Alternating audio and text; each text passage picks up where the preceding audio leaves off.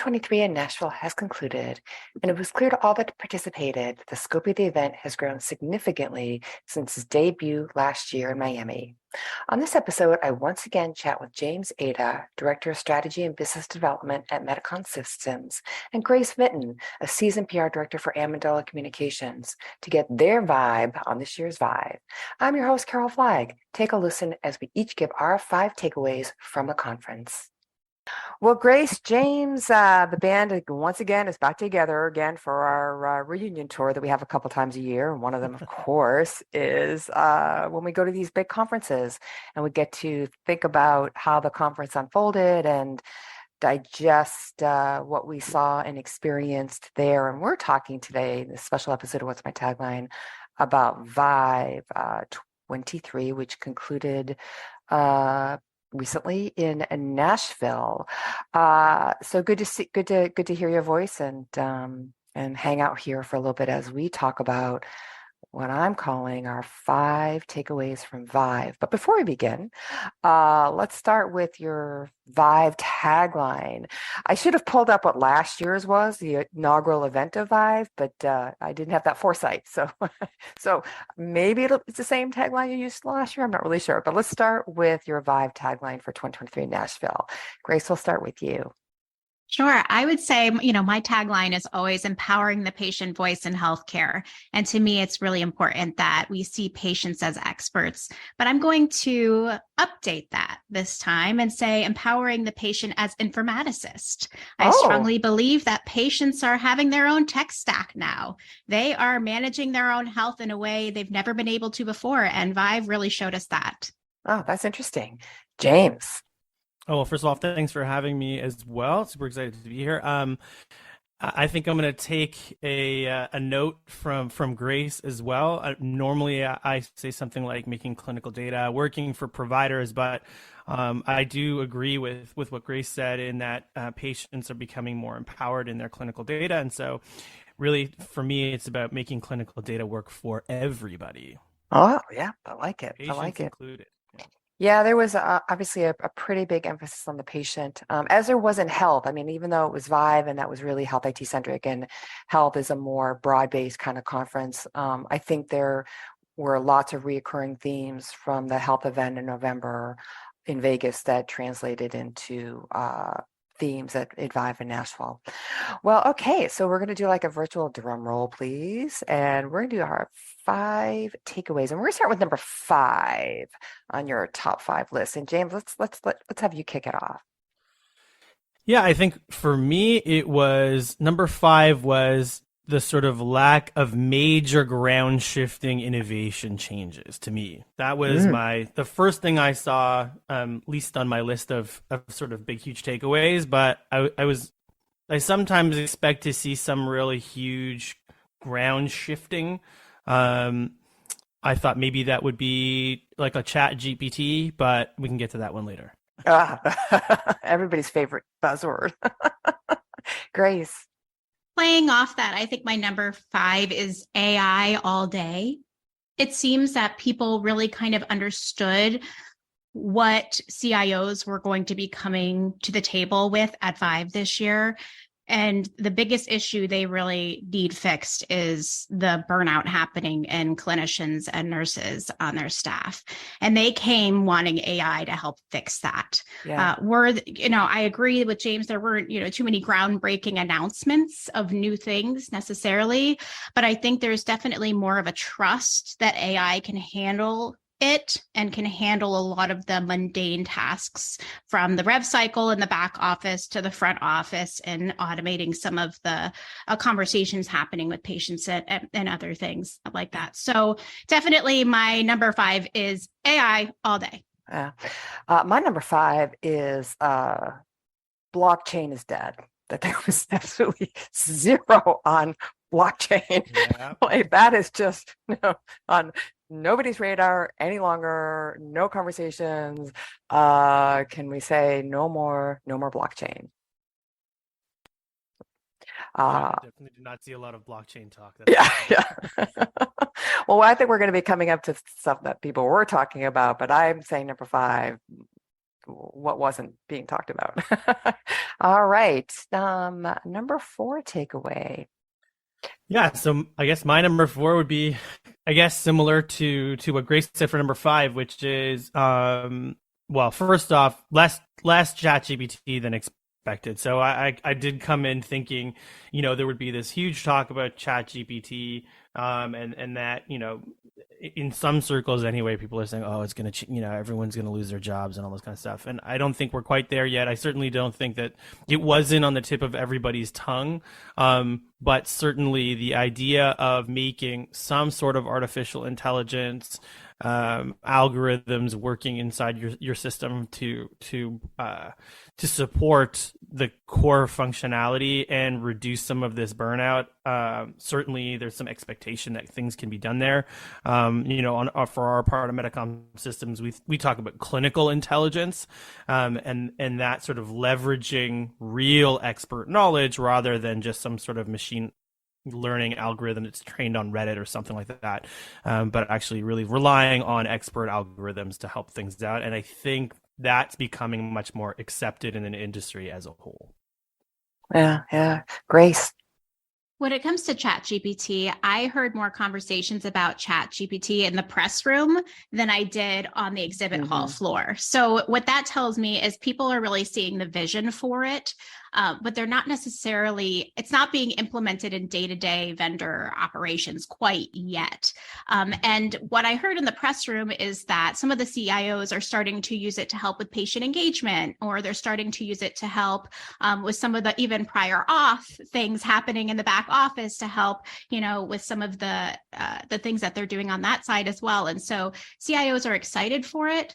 And honestly, I think they see the promise it could have with vendors. I just don't think vendors are quite ready for it yet. And there's a ton of HIPAA concerns with the fact that it's not de-identified data, it's by a professional. Right. And so ChatGPT has all these great potential and it could be really used for good. But the fact that the information is not de-identified by a professional is really concerning for not only technologists and hospitals and health systems that are putting themselves at risk for HIPAA violations, but for patients as well who could have their data just thrown on ChatGPT, which could be using it or selling it however they'd like. Yeah, I'm going to weigh in ChatGPT for a second, but then we're going to get back to you, Grace, to hear your number 4 takeaway. My interesting enough, I sat at lunch with a guy who with a vendor who worked at IBM for 20 years and really is in this AI space. And his thing was, ChatGPT is not going to turn out to be all that in a bag of chips. Just dampen your enthusiasm for it, because as you pointed out, Grace, and you did as well, James, the implications in healthcare have to be really thought of, especially from the data security side and usage of that kind of AI technology. Go ahead, James. Yeah. Just to add to that, I mean, it's not just the security issues, which obviously are gigantic. I mean, Grace explained them quite well.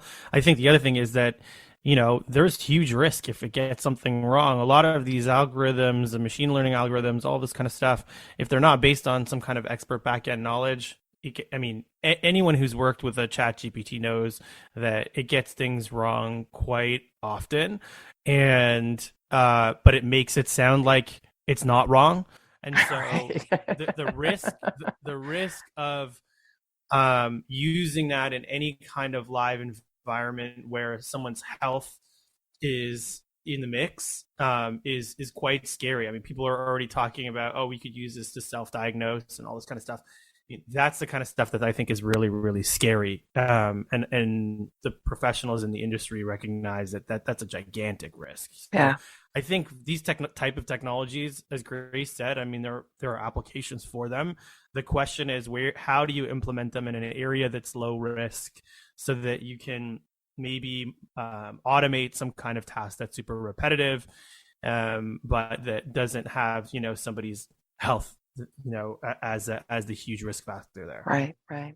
This actually leads perfectly into my next takeaway, And which number is 4. that there were some really meaningful connections happening. The way that ViVE sets it up, you all have lunch together. You all kind of are, the exhibit hall is in the middle, and there are 4 different kind of talks happening at the same time. And so everybody's kind of together, walking through the exhibit hall, going from panel to panel. There are some, health equity type conversations happening on the floor, and really some amazing, meaningful connections happening. But really at ViVE, where they missed the mark here was they didn't really have patients there at all, from walking the show floor, patient advocates walking the show floor, caregivers walking the show floor, or even folks like that on these panels.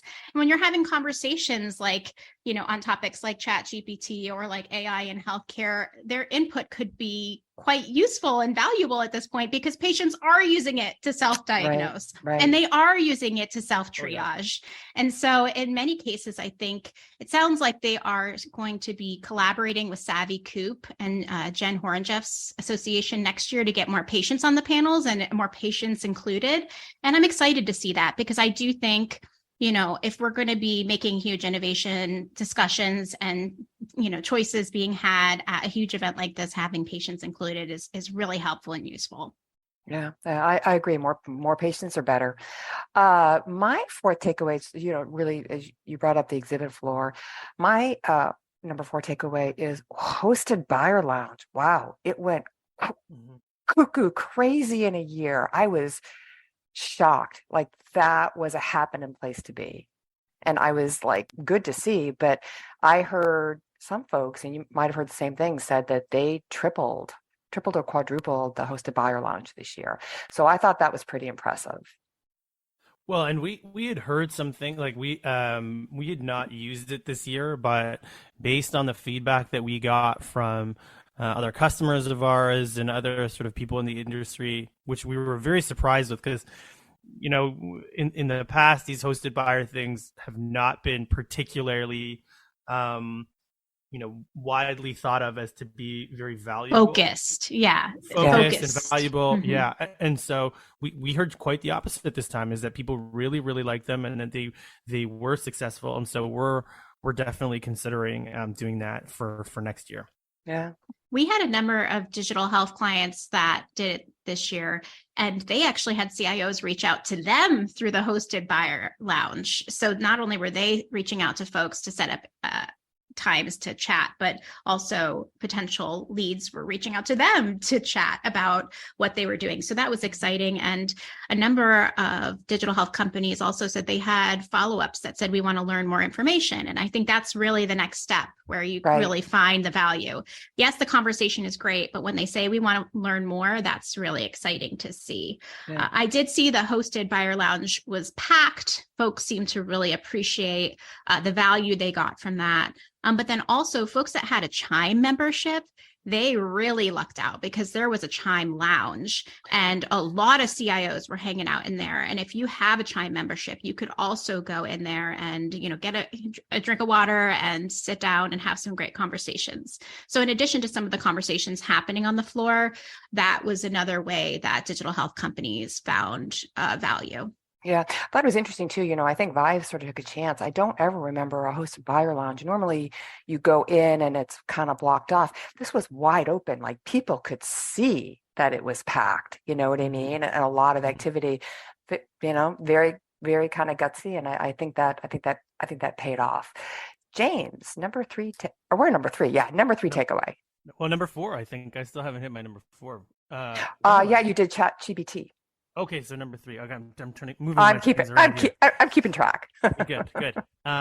Okay, so number 3 for me had to do with Amazon and some of these other large organizations that are pretty seriously entering the healthcare delivery space. I think the big one for me being Amazon, I managed to sit in on one of the breakfast talks, as Grace mentioned, where you're just sort of having your breakfast and people are talking about these big ideas. And one of them was with Amazon, who have been, I would say, a bit quiet about their specific movements. They've been stealthy, I guess. Stealthy, yes. Stealthy, which you wouldn't expect a company as big as Amazon to be stealthy, but anyone following their moves in the last 10, 15 years could tell what was going to happen with their launch of One Medical on the Amazon site now. And it looks like they're really starting to push Amazon Pharmacy.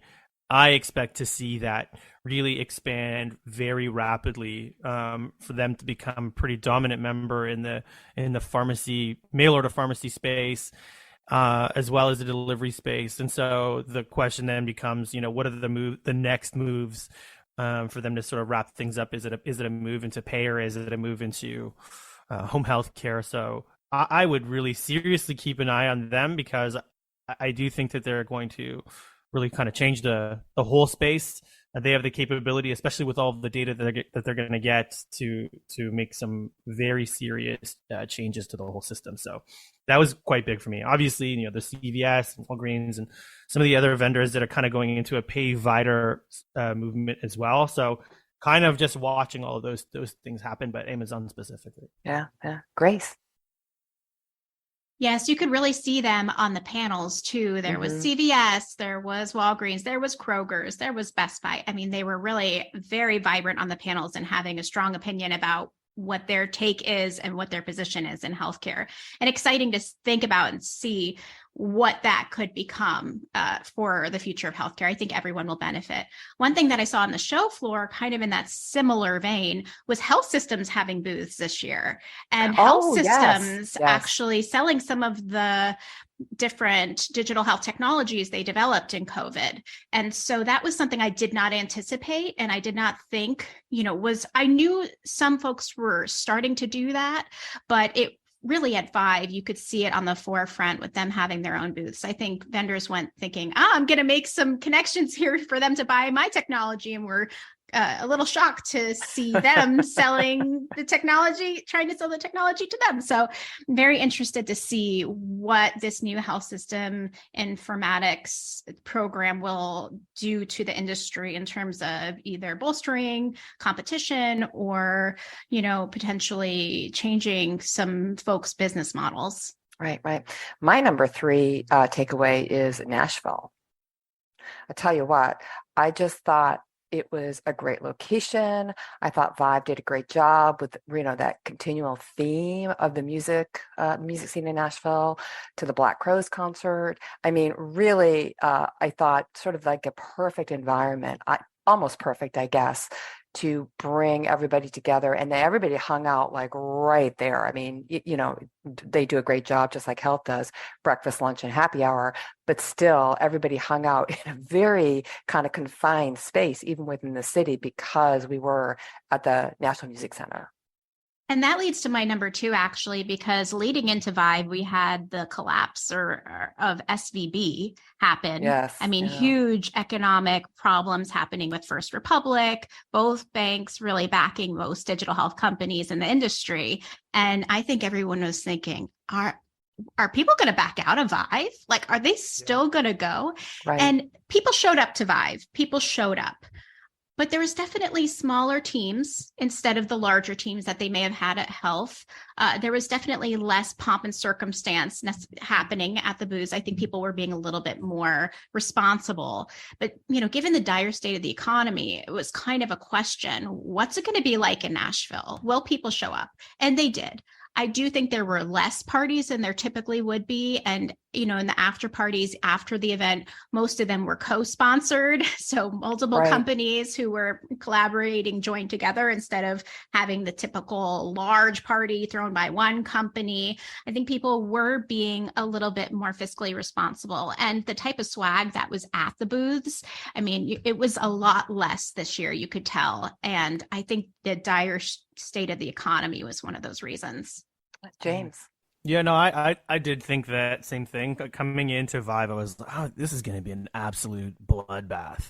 I expected to see a lot less of the VCs. I thought that everyone was going to be a lot more sort of down, but they didn't seem to be. They still seem to be, I'd say, pretty positive.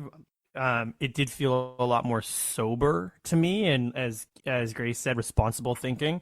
And but I did still get that feeling from from the VCs and from some of the financial people that they were looking for sort of breakout unicorn kind of ideas and new innovations and stuff like that. So and everyone I spoke to from the VC community said that they had some kind of history with Silicon Valley Bank, but they all managed to get their money out, so they're okay.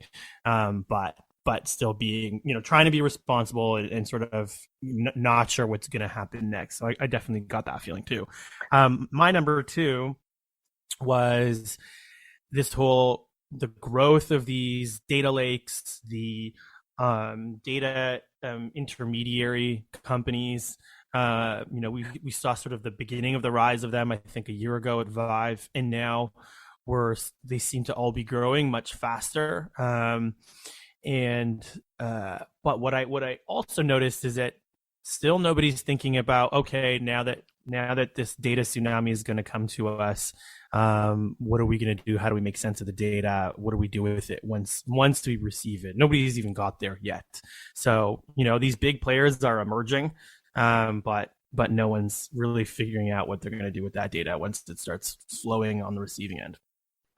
Yeah, and I think that's certainly why, obviously, a big conversation at the event was the RC had already selected a handful of QHINs, and they were all represented there, and so obviously that's a unfolding conversation and game plan as we go forward. I mean, Mickey Chapathy talked about it in his keynote. All of the QHINs, I think, were represented there one way or another, either at the booth or speaking sessions and whatnot. So I totally agree with that. Grace, looks like you'd like to weigh in on that.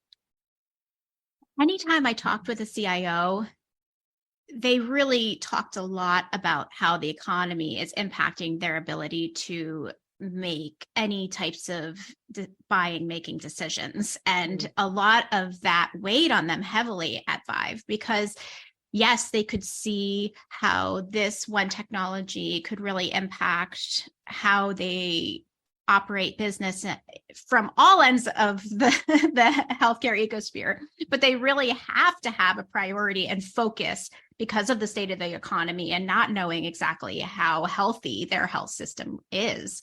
And so, I do see that there are, issues with how folks are going to handle data, how they will use data. I think the folks that are being smart about it will find new income streams through data and are really coming up with intelligent purchasing decisions that make sense and open up new income streams, like potentially opening up data rooms in the data in their health systems to help pharma answer some research questions, things like that. I think people are thinking smart about it, but it sounds to me like most CIOs are also really focused just on getting their clinicians better and right. Whatever that it takes to do that. And if automating mundane tasks helps, that's great. If mental health, telehealth of sorts for them, that's great. I mean, it seems to me like they're just trying to figure out ways to make that better, and they're putting a lot of the other things on the sidelines.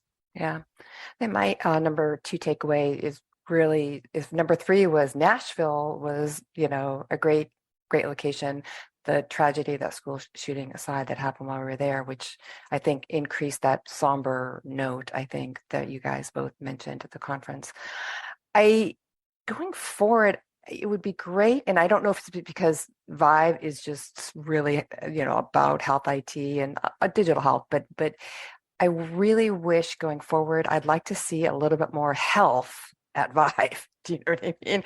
Because health just felt, obviously, I think, more entertaining. I think everybody remembers, it was Vegas, of course, but Nashville is an entertainment capital as well.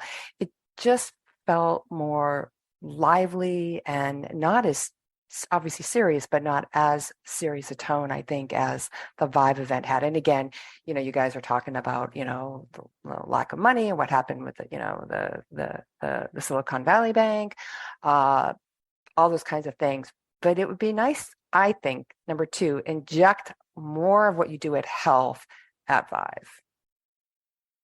Yes, although they did have puppies. They did have the puppy park. Right. Right. The They did puppies have were really puppies. helpful, I would have to say, with the folks that lost all their money to SVB and then got it back. But I would say that was a helpful therapy tool.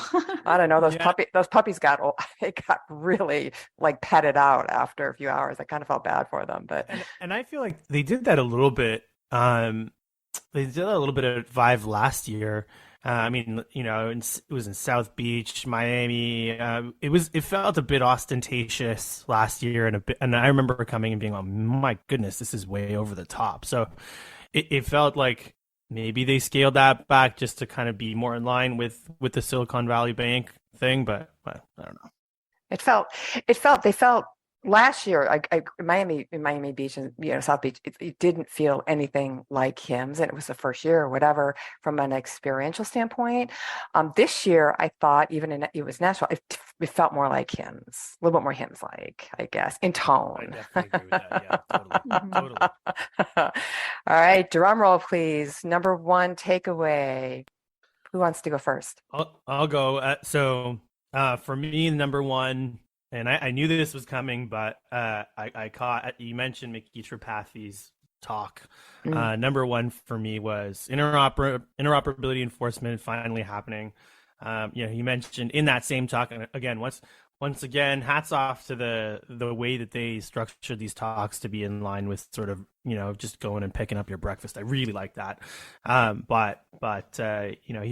mentioned the QHENs just got announced, and that interoperability enforcement was coming down, and that they're in the next 6 months going to lay out the specifics of who's going to be in charge of that and how and all of that. So we should be seeing that very, very soon. I'm quite excited because I do think that the carrot was one thing, that the stick I think really will make a huge difference. Grace.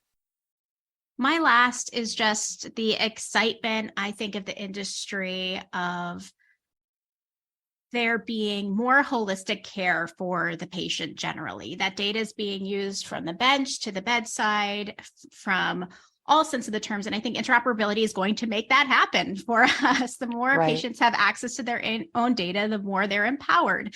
And the more these consumer technologies can have a better impact on what we're doing, and we can all work together better as an ecosphere. So that's just something that I was really excited to see, just this rise of translational medicine and what that could mean for the patient, really being able to really control more of their own care and having it be less of, let's go to the doctor just because of a symptom. And now let's take control of our day-to-day lives, because we know that's truly what holistic care is and what it looks like. And that's what the healthiest patient does. And really seeing that the industry is looking at health equity and saying, let's make healthcare more accessible to all, and let's make this available to all. So that was exciting to see. And my last takeaway.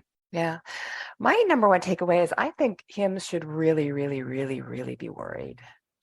I really think that. And I think that for a number of reasons. I know you guys agree with me. Number one is that I think because of the money and whatnot, I mean, these hospital systems are going to have to make choices. And I think the clear choice from a C-level standpoint is going to be ViVE, and they're going to send more of their, IT department heads, maybe some clinical staff for certifications to Hims.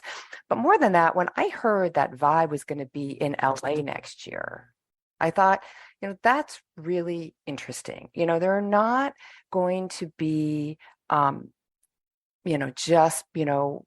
not a question of who can hold us. I mean, they've already said that they're talking about capping attendance at some point at 10,000. That they say that's the most it'll ever get. And I hope they stay true to that. That's what Steve Lieber was saying on the Chime stage. But more important, you go to a city like LA or New York, I think it sets the tone that you are a big city event, right? I think it allows for more hospital systems to participate, like what Grace, what you were talking about, not just as attendees, but also to be, set up shop there, right? I mean, Kaiser Permanente is probably pretty happy that ViVE is in LA next year. And I think that Hims should be seriously concerned. I think that there are things I would like a little bit more health-like environment at ViVE. I don't want them to expand it beyond what they are from a concept standpoint, because then it'll be too much like health. And I love the fact that they are different experiences and different conferences. But I think it could be a little bit lively. And I just think this idea of like, yeah, we're gonna go to LA and maybe we'll go to New York, or I think is really setting the tone for the future. I mean, I totally agree with that. Every person that I spoke to, all sort of compared and contrasted and said, we're scaling back our presence at HIMSS. We have to go to HIMSS just because it's the longest and biggest and whatever. But everyone seemed to prefer ViVE as an experience, and with Chime being there now, that makes a huge difference. And sort of going forward, I think that will make a big difference as well. And certainly, we plan to increase our presence at ViVE and decrease our presence at HIMSS to sort of account for that. So, and everybody I know kind of said the same sort of thing. I think, especially if they have, they cap it at 10,000 people.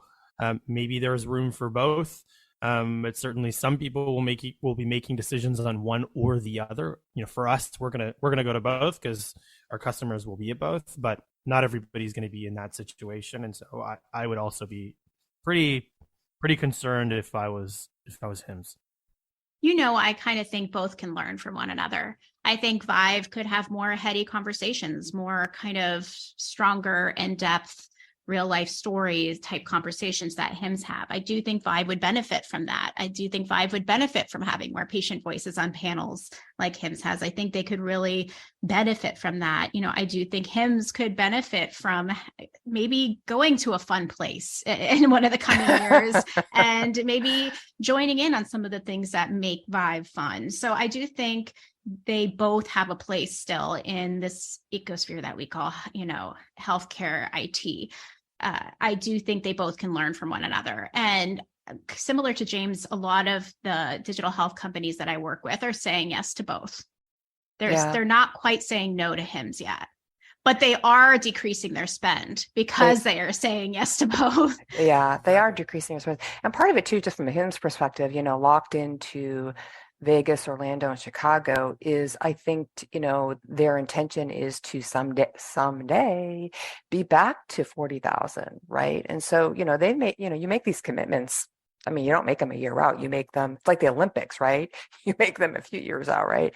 And I think that if they go to another city, I think then they kind of acknowledge that maybe they won't get back to this pre-COVID level of participation. I mean, I don't ever see that happening anyway. Even if there wasn't a ViVE, I don't think we'll ever get back to that level again. That's just my opinion.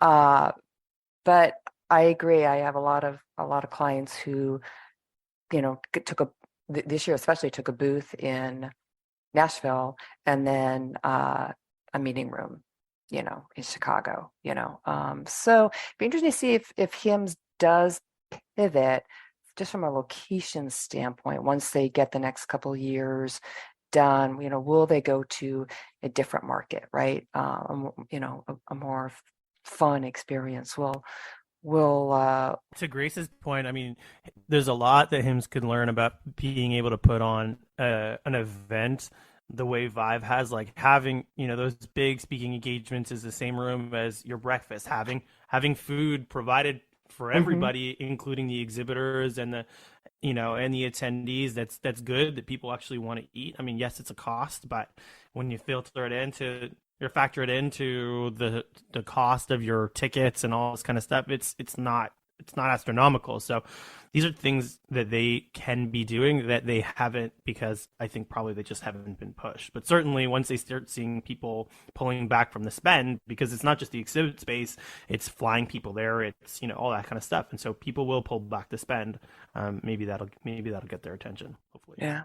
Well, James, Grace, thank you so much for your time today. This is always fun. I always enjoy talking about these conference wrap up that the three of us have going. I will not be at HIMSS in Chicago, but let's do a What's My Tagline episode anyway after you guys back, because I would love to hear what you have to say about HIMSS and that experience.